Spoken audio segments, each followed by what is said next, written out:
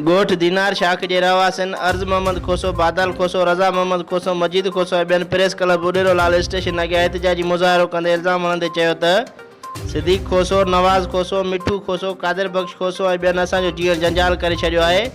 उहो असांजी देह अबड़े जाणीअ में मौजूदु अबनि अॾनि जी मिल्कियत फबाइण चाहिनि था, जंहिं करे इहो असां ते हिकु न ॿिए ॾींहुं कूड़ा केस दाख़िल कराए असांखे हिरासत करे रहिया आहिनि।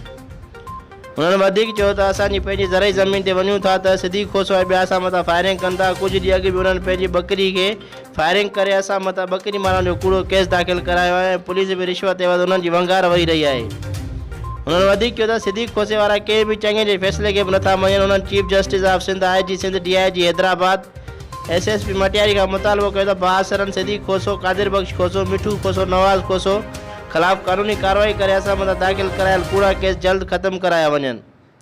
गुल मोहम्मद हिंगोरो, सिंध सोशल न्यूज़, मटियारी।